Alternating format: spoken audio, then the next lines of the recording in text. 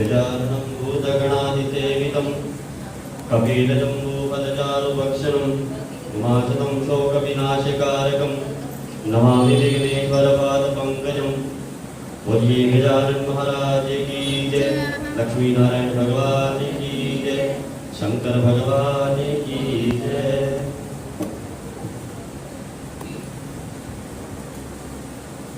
कल की कथा में दक्ष प्रजापति द्वारा बड़ा ही महान यज्ञ रचना, उसमें सभी देवताओं को बुलाकर शंकर भगवान जी को निमंत्रण दे देना। उसके बाद चंद्रमा की पत्नी रोहिणी को उस यज्ञ में जाते देख पार्वती मैया अपने सखी को भेजकर पूछताछ करने के बाद, पता लगने के बाद शंकर भगवान जी से आज्ञा दे उस यज्ञ में जाना। और उसके बाद दक्ष कन्या सती स्थान पर गई जहाँ वहाँ महान युक्त यज्ञ हो रहा था। वहाँ देवता, असुर, मुनि आदि के द्वारा कौतूहलपूर्ण कार्य हो रहे थे। सती ने वहाँ अपने पिता के भवन नाना प्रकार की आश्चर्यजनक वस्तुओं संप्रभाव के मनोहर देवताओं ऋषियों के समुदाय भरे वो देखा। देवी सती भवन के द्वार पर जाकर खड़ी हुई और अपने वाहन नंदी से उतरने अकेली ही शीघ्रता पूर्वक यज्ञशाला के भीतर चली गई। सती को आया देख उनकी यशस्विनी माता वीरिणी ने और बहनों ने उनका आदर सत्कार किया, परंतु दक्ष ने, उसके पिता ने उन्हें देखकर कुछ भी आदर नहीं किया तथा उन्हीं के भय के शिव की माया से मोहित हुए दूसरे लोग भी उनके प्रति आदर का भाव ना दिखा सके। सब लोगों के द्वारा तिरस्कार प्राप्त होने से सती देवी को बड़ा दुख हुआ, तो भी उन्होंने अपने माता पिता के चरणों में मस्तक झुकाया। उस यज्ञ में सती ने विष्णु आदि देवताओं के भाग देखे, परंतु शंभु का भाग उन्हें कहीं नहीं दिखाई दिया। तब सती ने गुस्से में, क्रोध में प्रकट किया। वह अपमानित होने पर भी रोष से भरकर सब लोगों की ओर क्रूर दृष्टि से देखती हुई दक्ष को जलाती हुई बोली,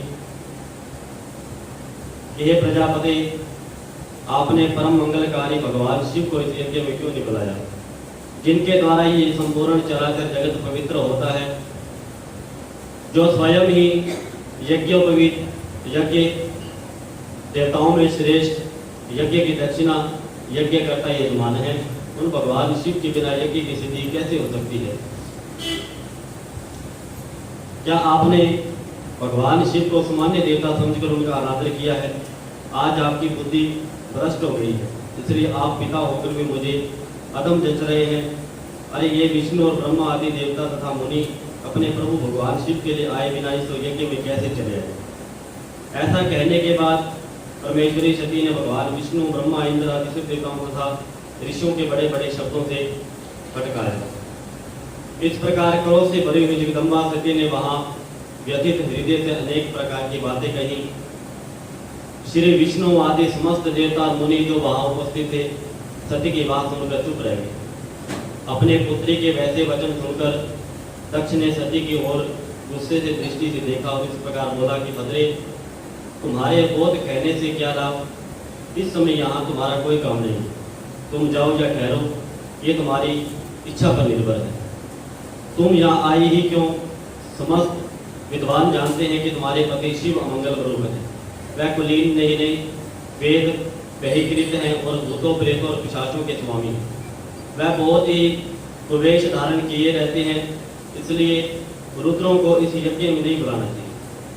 मैं रुद्र को अच्छी तरह जानता हूँ, अति जानबूझकर के मैंने देव ऋषियों की सभा में उनको आमंत्रित नहीं किया है।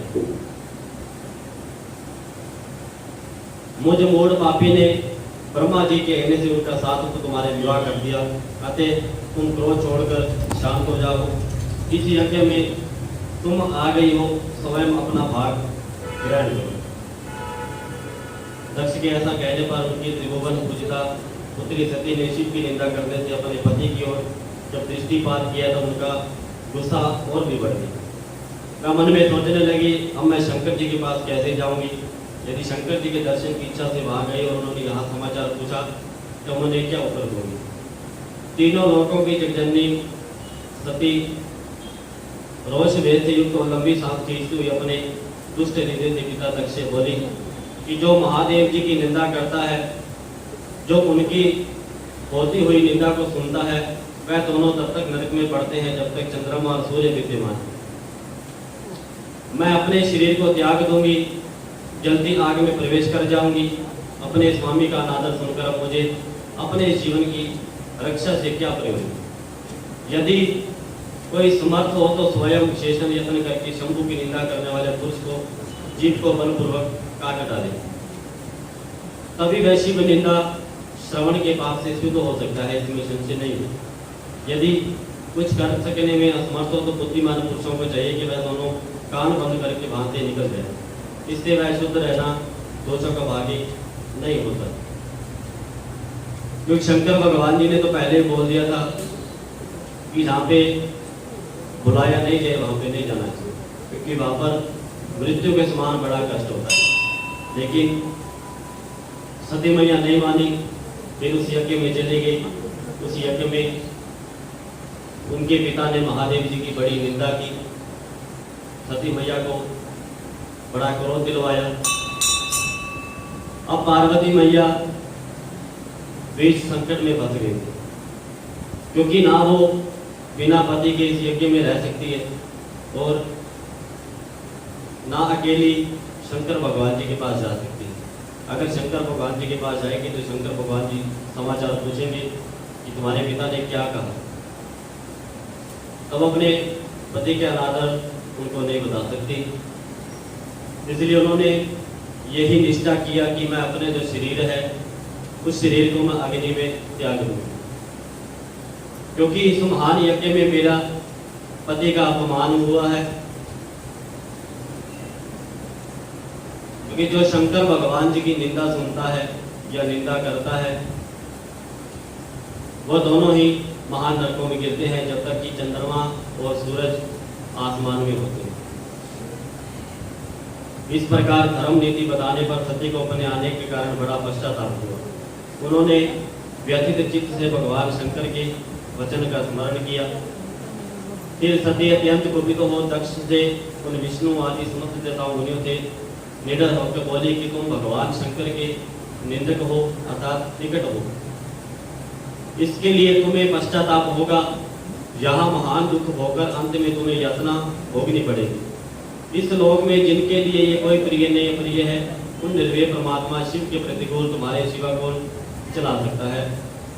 जो दुष्ट लोग हैं वह सदा ईर्ष्या पूर्वक यदि महापुरुषों को निंदा करे तो उनके लिए यह कोई आश्चर्य की बात नहीं है, परंतु जो महात्माओं के चरणों की रज से अपने अज्ञान अंधकार को दूर कर चुके हैं, उन महापुरुषों की निंदा शोभा नहीं देती। जिनका शिव ये दो अक्षरों का नाम कभी बातचीत के प्रसंग मनुष्यों को वाणी द्वारा एक बार विचारित हो जाए, वह पूर्ण पाप शिव को शीघ्र ही नष्ट कर देता है। उन्हीं पवित्र कीर्ति वाले निर्मल शिव से तुम द्वेष करते हो। कहते हैं कि भगवान का नाम जो शिव है, इन दो अक्षरों से जो मनुष्य एक बार शिव नाम ले लेता है, कहते हैं कि उसके पाप क्या है नष्ट हो जाते हैं, उसकी वाणी, उसका शरीर, उसका मन शुद्ध हो जाता है। और तुम ही उस शिव से द्वेष करते हो, नफरत करते हो। वास्तव में तुम अमंगल रूप हो। महापुरुषों के मन रूपी मधुकर ब्रह्मानंदमय रस का पान करने की इच्छा से जिनके चरण कमलों का निंदन सेवन किया करते हैं, उन्हीं से तुम मूर्खता दोष कर रहे हो। ब्रह्मा आदि देवता मुनि अन्य ज्ञानी क्या उनके स्वरूप को नहीं समझते। भगवान शिव जटा फैलाए, कपाल धारण किए, शमशान में भूतों के साथ प्रसन्नता पूर्वक रहते तथा भस्म एवं माला धारण करते हैं। इस बात को जानकर भी जो मुनि और देवता उनके चरणों में गिरे हुए निर्मय को बड़े आदर के साथ अपने मस्तक चढ़ाते हैं, इसका क्या कारण है? यही है कि भगवान शिव ही साक्षात परमेश्वर है।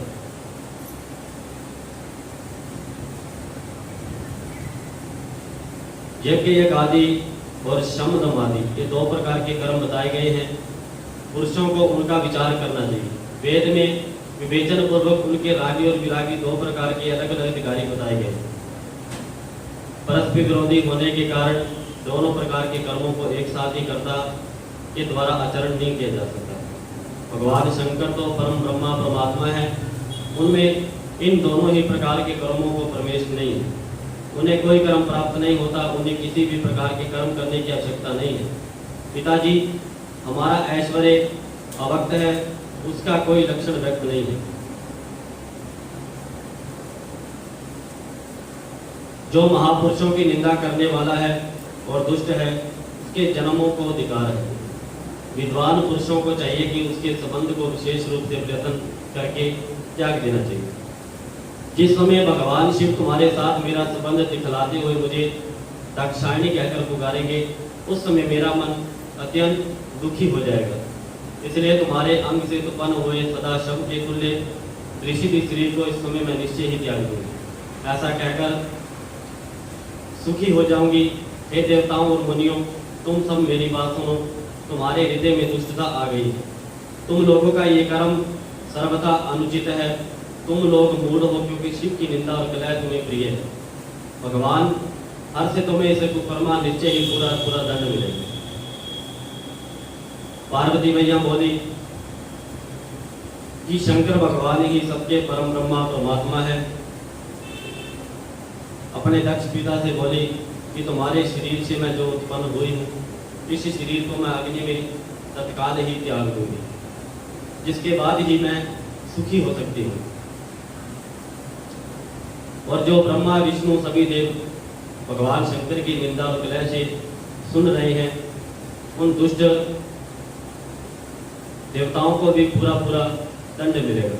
ऐसा कहकर उस यज्ञ में दक्ष देवताओं ऐसा कहकर सती देवी चुप हो गई और मन में मन अपने प्रलय भाव शंभु का स्मरण करने लगी। जब सती के आंखों में अश्रु आने लगे तो उनके साथ जो शिवगण आए थे उनको क्रोध आ गया और उस यज्ञ को भस्म करने के लिए और उन सभी को मारने के लिए बलपूर्वक आगे बढ़ने लगे। फिर वायु के कारण बलपूर्वक नाभि चक्कर से ऊपर उठा, बुद्धि के साथ हृदय में स्थापित किया। शंकर की प्रबलता सती उसे हृदय वायु को कंठ मार्ग में रेडियो के बीच में ले गई। इस प्रकार दक्ष पर कुपित हो अपने शरीर को त्यागने की इच्छा सती ने अपने संपूर्ण अंगों को योग मार्ग के अनुसार वायु और अग्नि की धारणा कर दी। वहां उन्होंने पति के चरणों के अतिरिक्त और कुछ भी नहीं दिखाई दिया। सती का निष्पाप शरीर तत्काल गिरा और उनकी इच्छा से अनुसार योगिनी में जलकर उसी क्षण भस्म हो गया। उस समय वहां आए हुए देवता आदि ने जब ये घटना देखी तब बड़े जोर से हाहाकार करने लगे। लोग कह रहे थे कि हाय महान देवता भगवान शंकर की परम प्रिय सती देवी ने इस दुष्ट के दुर्व्यवहार से अपने प्राण को त्याग दिया। ब्रह्मा जी के पुत्र इस दक्ष की बड़ी भारी दुष्टता से देखो सारा चराचर जगत जिनकी संतान है, उसकी पुत्री सती देवी जो सदा ही मान पान के योग्य है, उनके द्वारा निरादर हुई वे प्राणों के हाथ धो बैठे। जिस प्रकार पुरुषों के वचन सुनकर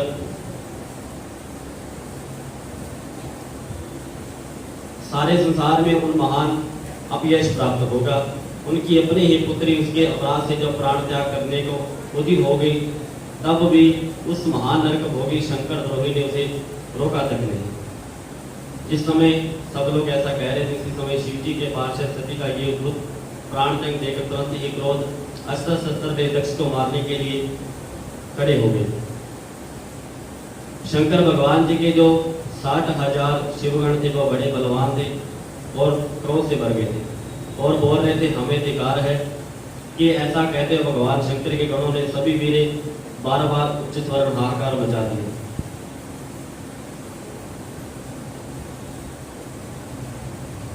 वहां पर भी दक्ष ने अपने गणों के साथ तीखे तीखे शस्त्रों के साथ अपने मस्तक और मुख आदियों पर घात करके 20,000 पार्षदों को सती के साथ ही नष्ट कर दिया।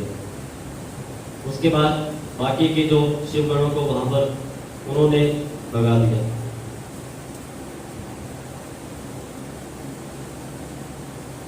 उसके बाद उसी ही अग्नि में एक यज्ञ कुंड में ऋषि नाम सहस्त्र महान देवता जो बड़ा प्रबल वीर था वो प्रकट हो गए उन सबके हाथ में जलती हुई लकड़ियां थी। उनके साथ प्रमथ गणों का अत्यंत विकट हुआ, जो सुनने वालों को रोंगटे खड़े करने वाला था। ब्रह्म तेज से संपन्न महावीर रिपुजों को सब ओर से ऐसी मार पड़ी जिससे प्रमथ गण बिना अधिक प्रयास करके ही भाग खड़े हुए। इस प्रकार उन देवताओं ने उन शिव गणों को तुरंत मार भगाया। इस अद्भुत घटना भगवान शिव की महाशक्ति इच्छा से हुई। वह सब देखकर ऋषि इंद्र आदि देवता, विश्वदेव, अश्विनी कुमार, लोकपाल चुप रहे। कोई सब ओर से आकर भगवान विष्णु से प्रार्थना करते हैं कि इस तरह विघ्न टल जाए। ये उदग्नि वो बारंबार विघ्न निवारण के लिए आपसे सलाह करने लगे। उसका भली भांति विचार करने के उत्तम बुद्धि वाले भगवान विष्णुवादी अत्यंत उदित होते। इस प्रकार दुरात्मा शंकर द्रोही ब्रह्मा बंधु दक्ष के यज्ञ में उस समय बड़ा भारी विघ्न स्थापित हो गया।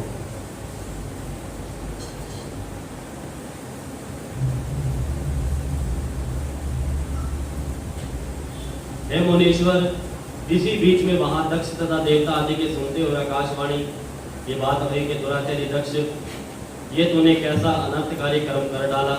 शिव भक्तराज दधीचि की कथा को तूने प्रमाणित नहीं माना। जो तेरे लिए ये सब प्रकार के आनंददायक और मंगलकारी है, वह ब्राह्मण देवता तुझे श्राप देकर भी तेरी यज्ञशाला से निकल गए तो भी तुझे अपने मन में कुछ नहीं तुम। उसके बाद तेरे घर में मंगलमय सती देवी पधारी, जो तेरी ही परिपुत्री थी, किंतु तूने उनका भी परम आदर नहीं किया। ऐसा क्यों हुआ? तूने सती और महादेव जी की पूजा नहीं की। क्या ये किया? मैं ब्रह्मा जी का बेटा हूँ ऐसा समझकर तो व्यर्थ ही घमंड में भरा रहता है, इसलिए तुझ पर मोह छा गया। वह सती देवी ही पुरुषों की आराधना देवी और सदा आराधना करने के योग्य है। आकाशवाणी हुई और उसमें दक्ष प्रजापति को बोला गया कि पहले जो दधीचि मुनि थे, कहते कि उन्होंने पहले देव को सूचित कर दिया था कि तू शंकर भगवान जी को इस महान यज्ञ में बुलाओ, जिससे ये महान संकट टल सकता है और ये तुम्हारा यज्ञ सफल हो सकता है। लेकिन उस समय में तुमने ये बात नहीं मानी। जब दधीचि ने तुम्हें ये श्राप दिया तब भी तुम्हें कुछ मालूम नहीं पड़ा, और उसके बाद साक्षात सती देवी तुम्हारी पुत्री इस यज्ञ में भगवान शंकर को बुलाने के लिए तुम्हें प्रेरणा देने आई, तब भी तुम्हारे घमंड के जोर में तुमने उनकी बात नहीं मानी। वह सती ही तप, धर्म और दान आदि का फल देने वाली है। वह ही शंभु शक्ति महादेवी तथा दुष्टों को हरण करने वाली शक्ति है। ऐसी महिमा वाली सती देवी जिनकी सदा प्रिय धर्मपत्नी है, उन भगवान महादेव जी ने तूने यज्ञ में भाग नहीं दिया। ये कैसा मूड और कुविचारी है।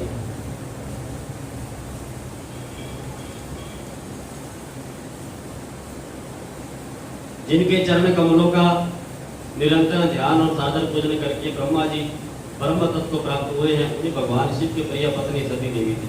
जिनके चरण कमलों का निरंतर ध्यान साधन पूजन करके इंद्र आदि लोकपाल अपने अपने उत्तम पदों को प्राप्त हुए थे। भगवान शिव संपूर्ण जगत के पिता है और शक्ति रूपा सती देवी जगत की माता कही गई है। मूढ़ दक्ष, तूने उन माता पिता का सत्कार नहीं किया, फिर तेरा कल्याण कैसे होगा? तुझ पर दुर्भाग्य का आक्रमण हो गया है, वह पतियां टूट पड़ी हैं, क्योंकि तूने उन भगवानी सती और भगवान शंकर की आराधना नहीं की। ये तेरा कैसा गर्व है? ये दुर्वार गर्व आज नष्ट हो जाएगा। इन देवताओं से ऐसा कौन ऐसा है जो शिव के विमुख होकर तेरी सहायता करेगा?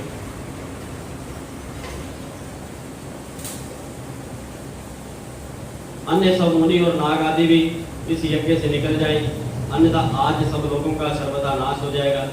श्री हरि, आप लोग भी इस यज्ञ मंडल से शीघ्र निकल जाए।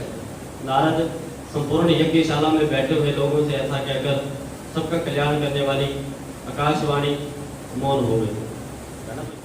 ओ तेरा किसने किया शिकार सांवरे, तेरा किसने किया शिकार सांवरे, तेरा किसने किया शिकार सांवरे, तेरा किसने किया शिकार सांवरे, तुझे तूना था दिलदार सांवरे, तुझे तूना था दिलदार सांवरे, तेरा किसने किया शिकार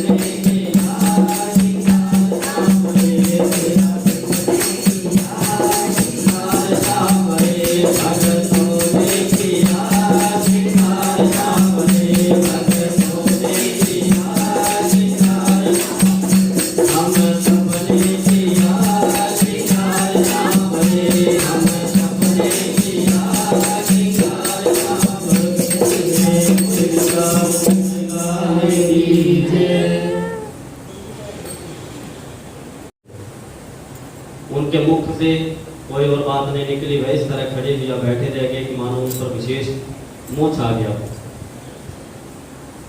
वह भगवान शिव की शरण में गए। उन सब ने तेजस्वी भगवान रुद्र को भली भांति सादर प्रणाम करके महायज्ञ में जो कुछ हुआ था वह सारी घटना उन्हें कह सुनाई। गण बोले, का महेश्वर दक्ष बड़ा दुरात्मा घमंडी है, उसने वहां जाने पर सती देवी का अपमान किया, देवताओं ने भी उनका आदर नहीं किया। अत्यंत गर्व से भरे हुए दुष्ट दक्ष ने आपके लिए यज्ञ में भाग नहीं लिया, दूसरे देवताओं ने ले लिया और आपके विषय में ऊंचे स्वर से जो वचन कहने लगे। यज्ञ में आपका भाग ना देकर सती देवी कुपित हो उठी और पिता की बारंबार निंदा करके उन्होंने अपने शरीर को जलाकर भस्म कर दिया। ये देख 10,000 से अधिक पार्षद लज्जा व शास्त्रों द्वारा अपने अंगों को काट काट कर वहां मर गए। शेष हम लोग दक्ष पर कुपित हो उठे और सबको भय पहुंचाते हुए यज्ञ का विध्वंस करने उदित हो गए, परंतु रिंगू ने अपने प्रभाव से हमें तिरस्कार कर दिया। हम उनके मंत्र बल का सामना ना कर सके, वह ही हम लोग आज आपके शरण में आए हैं। दयालु वहां प्राप्त हुए भय से हमें बचाइए। उस यज्ञ में दक्ष आदि सभी दुष्टों ने घमंड में आकर आपका विशेष रूप से अपमान किया है। कल्याणकारी शिव इस प्रकार हमने अपना सती देव का मूल बुद्धि दक्ष आदि का सारा वृतांत कह सुनाया। अब आपकी जैसी इच्छा हो वैसे करें। ये बात सुनकर भगवान शिव ने वहां की सारी घटना जानने के लिए शीघ्र ही तुम्हारा स्मरण किया। तुम दिव्य दृष्टि संपन्न हो, अतः भगवान स्मरण करने पर भी तुरंत वहां पहुंचे और शंकर जी को भक्तिपूर्वक प्रणाम करके खड़े हो गए। स्वामी, शिव ने तुम्हारी प्रशंसा करके तुमसे दक्ष की हुई सती का समाचार तथा दूसरी घटनाओं की पूछा। शंभु के पूछने पर शिव में मन लगाए रखने वाले तुमने शीघ्र ही सारा घटना कह सुनाया। तुम्हारे मुख से निकली हुई बात सुनकर उस समय महान रुद्र पराक्रम से संपन्न महेश्वर तुरंत ही बड़ा भारी क्रोध प्रकट हुआ। लोक संहार में रुद्र ने अपनी सिर की एक जटा उखाड़ी और उसे रोषपूर्वक उस पर्वत के ऊपर दे मारा। भगवान शंकर के पटने से उस जटाओं को दो टुकड़े हो गए। महाप्रलय समान भयंकर शब्द प्रकट हुआ। उस जटा से प्रभाव से भयंकर महाबली वीरभद्र प्रकट हुए, जो समस्त शिव गणों के अगुआ हैं। भूमंडल को सब ओर से व्याप्त करके उसने 10 अंगुल अधिक होकर खड़े हुए। वह देखकर प्रलय अग्नि के समान जान पड़े। उनका शरीर बहुत ऊंचा है, वह 1000 भुजाओं युक्त है और महान रुद्र के क्रोध पूर्वक प्रकट निवास 100 प्रकार के ज्वर और 13 प्रकार के संपिनाद रोग पैदा होते। उस जटा के दूसरे भाग में महाकाली पैदा हुई, जो बड़ी भयंकर दिखाई देती है। वह करोड़ों भूतों से घिरी हुई है, जो ज्वर पैदा है सबके सब शरीरधारी क्रूर और समस्त लोगों के लिए भयंकर है। वह अपने तेज से प्रज्वलित हो सब और दहंतपन करते हुए प्रतीत होती है। वीरभद्र बातचीत करने में बड़े खुश रहे। उन्होंने दोनों हाथ जोड़कर परमेश्वर शिव को प्रणाम किया। कहते कि शिव गणों ने शंकर भगवान जी के पास आकर जब ये सारा हाल बतलाया, तब शंकर भगवान जी ने ब्रह्मा जी का स्मरण किया। ब्रह्मा जी तत्काल वहां पर आ गए। तब शंभु जी ने पूछने पर ब्रह्मा जी ने सारा वृत्तांत क्या सुनाया, जो दक्ष यज्ञ में घटित हुआ था। ये सुनकर शंकर भगवान बड़े ही क्रोध ने प्रकट किया। उन्होंने अपनी एक जटा से सिर से एक जटा उखाड़ दी और क्या है उसे पर्वत पर फेंक दिया। जब वो पर्वत पर जटा फेंकी, उसके क्या है 2 भाग हो गए, क्योंकि वो जटा क्रोध से फेंकी गई थी। क्रोध से फेंकने के कारण उसमें 2 भयंकर महाबली प्रकट हो गए। एक तो वीरभद्र जी, जो दिखने में भी और युद्ध में भी बहुत भयंकर दिखाई देते हैं, और दूसरी महाकाली, जो राक्षसों का श्रृंगार करने वाली, उनके बाद उनका लहू पीने वाली है। ये दोनों ही बड़े भयंकर दिखाई देते हैं। महाकाली बड़े ही गुस्से वाली और क्रोध वाली है, लेकिन जो वीरभद्र जी हैं वो बातचीत करने में बड़े ही शांत स्वभाव के हैं। तो वीरभद्र जी बोले कि हे शंभु, सोम, सूर्य, अग्नि को 3 नेत्रों के रूप में धारण करने वाले प्रभु, शीघ्र आज्ञा दीजिए। मुझे इस समय कौन सा कार्य करना होगा? क्या मुझे आते ही क्षण मारे में सारे समुद्र को सुखा देना है, या इतने ही समय में संपूर्ण पर्वतों को पीस डालना है? मैं एक ही क्षण में ब्रह्मांड को भस्म कर डालूंगा, समस्त देवताओं और मुनियों को जलाकर राख कर दूंगा। शंकर, क्या मैं समस्त लोगों को उल्ट पलट दूं, संपूर्ण प्राणियों का विनाश कर डालूं? आपकी कृपा से कोई भी ऐसा कार्य नहीं है जिसे मैं ना कर सकूं। पराक्रम के द्वारा मेरी समानता करने वाला वीर ना पहले कभी हुआ है, ना आगे होगा। शंकर, आप किसी तिनके को भेज दें तो वह भी किसी यत्न क्षण भर सबसे बड़ा कार्य सिद्ध कर सकता है। यद्यपि आपकी लीला मात्र से सारा कार्य सिद्ध हो जाता है, जो मुझे भेजा जा रहा है ये मुझ पे आपका अनुग्रह है। शंभु, मुझे भी जो शक्ति, ऐसी शक्ति है वह आपकी कृपा से प्राप्त हुई है। शंकर, आपकी कृपा से बिना किसी के कोई शक्ति नहीं हो सकती। तो वीरभद्र जी ने शंकर भगवान जी से प्रणाम करके पूछा कि शंकर भगवान, मुझे किस लिए आपने आगमन किया है, किस कार्य के लिए मुझे बुलाया है? या आधे समय में सारे समुद्र को सूखा करना है, या सारे पर्वतों को पीस डालना है, या जितने भी ब्रह्मांड में साधु संत रहते हैं, देवता रहते हैं, क्या उनको जलाकर भस्म करना है? क्योंकि अगर आप कोई तिनके के समान कोई भी वीरभद्र को, किसी भी देवता को भेजते हो तो कहते कि वो भी सारे सृष्टि का नाश करने वाला है। आपके बिना कोई भी शक्ति नहीं पा सकता। आपके चरणों में बारंबार प्रणाम करता हूँ। आप अपने अभिष्ट कार्य की सिद्धि के लिए शीघ्र मुझे भेजिए। मेरे दाहिनी अंग बारंबार पढ़ करिए, इससे सूचित है कि मेरी विजय अवश्य होगी। अतः प्रभु मुझे भेजिए। शंकर, आज मुझे कोई अभूतपूर्व व विशेष उत्साह का अनुभव हो रहा है। मेरा चित्त आपके चरणों में लगा हुआ है। शंभु, आप शुभ के आधार हैं, जिसकी आपसे दृढ़ भक्ति है उसी को सदा विजय प्राप्त होती है, उसी का दिनों दिन शुभ होता है।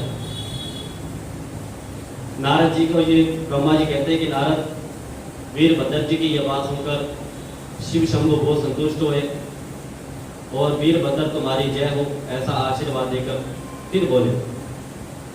तो शंकर भगवान जी ने वीरभद्र जी को बोला कि हे पार्षद वीरभद्र जी, ब्रह्मा जी का पुत्र दक्ष बड़ा दुष्ट है, उस मूर्ख को घमंड हो गया है। इन दिनों में विशेष मेरा विरोध करने लगा है। उसने एक समय यज्ञ करने के लिए उद्यत हुआ और यज्ञों को खत्म करने के लिए शीघ्र मेरे स्थान पर लौटा। यदि देवता गंधर्व कोई तुम्हारा सामना करे, उससे भी आज ही शीघ्र सहसा भस्म कर डालो। दधीची की दिलाई हुई मेरी शपथ का उल्लंघन करने जो देवता वहां ठहरे हुए तो उन्हें नीचे ही जलाकर भस्म कर देना। तो शंभु जी बोले कि मेरे पार्षद वीरभद्र जी, ब्रह्मा जी के जो पुत्र हैं दक्ष, कहते उनको ज्ञान का और वेदों का बड़ा घमंड हो गया, क्योंकि उन्होंने इन दिनों में मेरा बड़ा ही अनादर किया है। उन्होंने महान यज्ञ में, तुम उस यज्ञ में जाओ और शीघ्र ही उस वीरभद्र को तत्काल उस दक्ष को भस्म कर डालो। मेरे कहने के अनुसार दधीची ने जिन देवताओं को बोला था कि शंभु के नाम होने से यहाँ पर संकट आ जाएगा, लेकिन जो देवता उनकी बात ना मानकर वहां पे बैठे हैं, तुम उनको भी तत्काल भस्म कर डालो। जब सबको जलाकर भस्म कर देने के बाद शीघ्र मेरे पास लौट आना। मैं तुम्हारे जाने पर विष्णु देवी यदि तुमने आज तुम्हारी सादर स्तुति करें, तब भी तुम्हारे शीघ्र ज्वाला से जलकर ही छोड़ना। कहते हैं कि तुम्हारे वहां जाने पर जो विश्वदेव, जो देवगण हैं, यदि सामने आकर तुम्हारी स्तुति करें तो शीघ्र ही उनको जलाकर छोड़ देना। कहते हैं कि अगर तुम्हारी क्रोध को देखकर वो डरकर भयभीत होकर अगर तुम्हारी स्तुति करें, तुम्हें प्रसन्न करने की कोशिश करें, तो भी उनको क्या है, तुम जलाकर भस्म कर देना, क्योंकि उन्होंने बहुत बड़ा अपराध किया है। दक्ष आदि सब लोगों को पत्नी और बंधु सहित जलाकर कलश में रखते हुए जल को लीलापूर्वक आप पी जाना। नारद जो वैदिक मर्यादा के पालक, काल के भी शत्रु तथा सबके ईश्वर व वीररुद्र क्रोध से लाल आकर किए महावीर वीरभद्र से ऐसा कहकर चुप हो गए। महेश्वर के इस वचनों को आदर पूर्वक सुनकर वीरभद्र बड़े संतुष्ट हुए। उन्होंने महेश्वर को प्रणाम किया। उन देवादिदेव शूली की उपयुक्त आज्ञा से शिरोमणि करके वीरभद्र वहां शीघ्र ही यज्ञ मंडल में चले गए। भगवान शिव ने केवल शोभा के लिए उनके साथ करोड़ों महावीर गणों भेज दिया था। यदि अकेले वीरभद्र जी जाएंगे तो कहते कि उनका इतना डर नहीं होगा, इसलिए उन्होंने क्या है करोड़ों अपने शिव कंधे शोभा पाने के लिए भेज दिए थे। प्रबल वीरभद्र आगे और पीछे भी चल रहे थे। काल के काल भगवान रुद्र वीरभद्र सहित हो लाखों पार्षद थे। उन सबका स्वरूप रुद्र के समान था। वीरभद्र बड़े प्रबल और भयंकर दिखाई देते हैं। उनका रथ बहुत ही विशाल है। इसी प्रकार से प्रबल सिंह, मगर और सहस्त्र हाथी और रथ के पार्षद की रक्षा करते हैं। काली, कात्यायनी, ईशानी, चामुंडा, भद्रकाली, भद्रा और वैष्णवी इन नवदुर्गाओं के साथ तथा समस्त भूतगणों के साथ महाकाली दक्ष का विनाश करने के लिए चल पड़े। डाकिनी, शाकिनी, भूत, कुष्मांड, परपट और चटक, ब्रह्मा, राक्षस, भैरव और क्षेत्रपाल आदि ये सभी वीर भगवान शिव की आज्ञा से दक्ष के यज्ञ का विनाश करने के लिए तुरंत चले गए। इनके सिवा 64 योगगणों के साथ योगिनी का मंडल भी सहसा कुपित हो दक्ष का विनाश करने के लिए वहां से प्रस्तुत हो गया। उस समय प्यारियों की गंभीर ध्वनि होने लगी, नाना प्रकार के शब्द गूंजने लगे, भिन्न भिन्न प्रकार के सींग बजने लगे। सेना सहित वीरभद्र जी यात्रा के समय वहां से बहुत शक्ल होने लगे। इस प्रकार प्रमथ गणों सहित वीरभद्र जी प्रस्थान किया। तब उधर दक्ष और समस्त देवताओं ने बहुत से अशुभ लक्षण दिखाई देने लगे। देव ऋषि यज्ञ विध्वंसी सूचना देने वाले उत्पाद प्रकट होने लगे। दक्ष की बाई आंख, भुजा, बाई जांघ फड़कने लगे। कहते कि जब कोई संकट आए,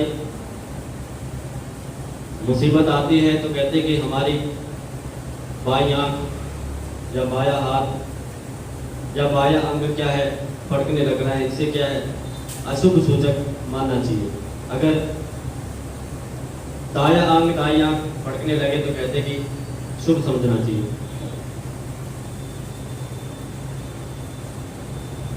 उस समय दक्ष की यज्ञशाला में धरती डोलने लगी। दक्ष को दोपहर के समय दिनों में अद्भुत तारे दिखाई देने लगे। दिशाएं में लीन हो गई। सूर्य मंडल चित घबरा देखने लगा। उस पर हजारों घेरे बढ़ गए, जिससे वह भयंकर जान पड़ता था। बिजली और अग्नि के समान तारे टूट टूट कर गिरने लगे तथा बहुत ही भयानक अपशकुन होने लगे। इसी बीच में वहां आकाशवाणी हुई कि संपूर्ण देवताओं दक्ष अपने को बात सुनाने लगे। आकाशवाणी हुई, ओ दक्ष, आज तेरे जन्मों का अधिकार है। महामूढ़, महापात्मा भगवान हर की ओर से आज तुझे महान दुख प्राप्त होगा, जो किसी तरह टल नहीं सकता। अब यहाँ तेरा हाहाकार भी नहीं सुनाई देगा। जो मूढ़ देवता तेरे यज्ञ में स्थित हैं, उनको भी महान दुख होगा। ब्रह्मा जी कहते हैं, आकाशवाणी की बात सुनकर पूर्वोक्त अशुभ सूचक लक्षणों को देखकर दक्ष तथा दूसरे देवता आदि को भी अत्यंत भयभीत प्राप्त हो गए। उस समय दक्ष मन ही मन अत्यंत व्याकुल हो कांपने लगा और अपने प्रभु लक्ष्मीपति भगवान विष्णु की शरण में गए। यह भय से अधीर हो व्यथित हो रहे थे। उन्हें सब जना वत्सल देवादिदेव भगवान विष्णु को प्रणाम करके उनकी स्तुति करने लगे।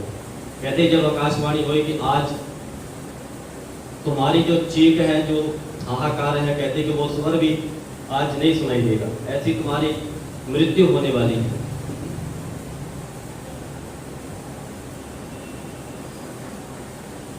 और जो देवता तुम्हारे साथ हैं, कहते उनको भी महान दुख प्राप्त होगा। ऐसी आकाशवाणी सुनकर दक्ष ने घबराकर अपने प्रभु लक्ष्मीपति भगवान विष्णु के शरण में गए। उनसे प्रणाम करके वो बचने का उपाय पूछने लगे। आज की कथा को यही विश्राम देते हैं। कल की कथा में भगवान विष्णु के द्वारा संकट को नहीं टलना और दक्ष प्रजापति का सर्वनाश हो जाना। बड़े ही प्रेम से आरती करेंगे, सभी भक्तजन खड़े हो जाए। बोले शंकर भगवान की जय।